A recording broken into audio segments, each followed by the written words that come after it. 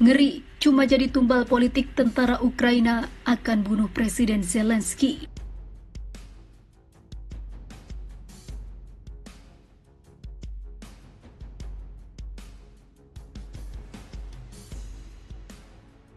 The targets that the missiles hit are hotels, residential houses, markets. Because of this, the Kherson administration has decided to organize opportunities.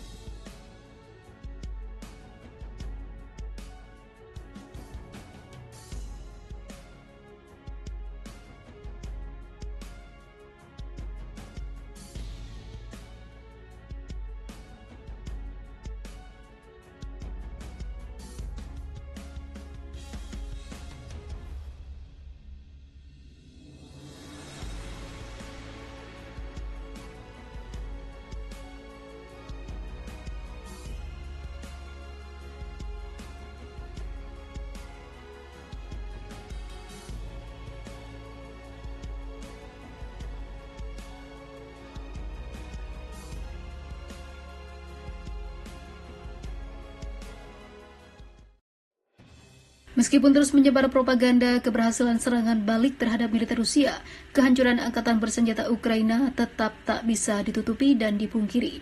Kekecewaan terhadap pemerintah pusat muncul di kalangan tentara Ukraina.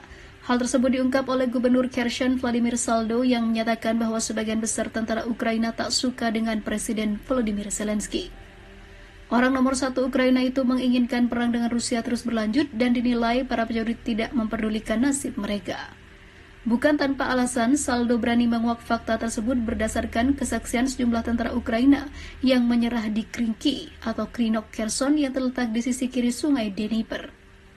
Pernyataan Saldo senada dengan Presiden Rusia, yaitu sudah menerima laporan tersebut. Putin mengatakan banyak tentara Ukraina yang terjebak di Krinki. Lebih lanjut, Putin dalam konferensi pers tahunan menyebut jika pasukan militer Ukraina di Krinki sengaja dijadikan tumbal dengan alasan politis oleh Zelensky. Atas nama saya sendiri, saya ingin menambahkan bahwa di Angkatan Bersenjata Ukraina ada ketidakpuasan yang semakin besar terhadap rencana Zelensky untuk berperang sampai Ukraina terakhir, ujar Saldo. Hal ini dilaporkan oleh para pertahanan ataupun para tahanan yang menyerah di wilayah Krinok. Untuk menghentikan Zelensky, kemarahan terhadap mereka, tentara Ukraina siap mengarahkan senjata ke Kiev dan menghabisi pemimpin ataupun presiden Ukraina itu. Seperti diketahui, wilayah Kherson menjadi subjek Federasi Rusia menyusul hasil referendum yang digelar pada September 2022. Akan tetapi rezim Zelensky sama sekali tidak mengakui legitimasinya dan terus menggempur wilayah tersebut. Saat ini 75% wilayah Kherson berada di bawah kendali Rusia. Namun demikian, sebagian lagi masih dikuasai oleh militer Ukraina.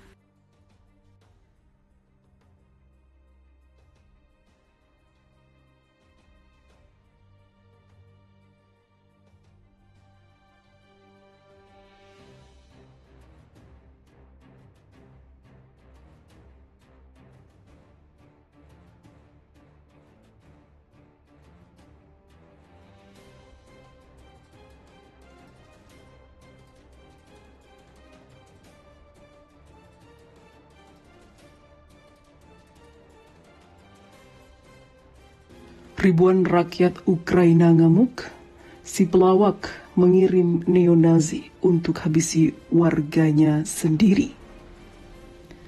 Kini Zelensky diburu untuk ditangkap dan diadili sebagai penjahat perang.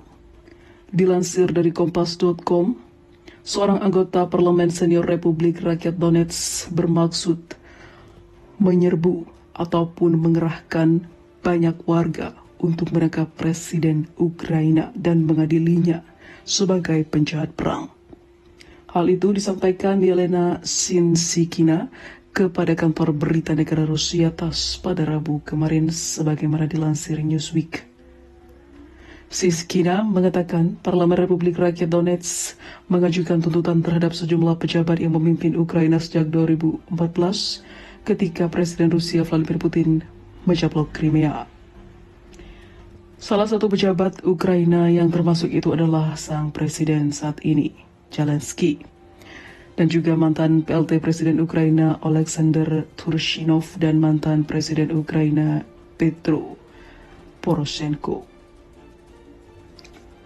Ukraina telah menerapkan kondisi yang memungkinkan organisasi neonazi berfungsi di wilayahnya, termasuk amnesti bagi anggotanya.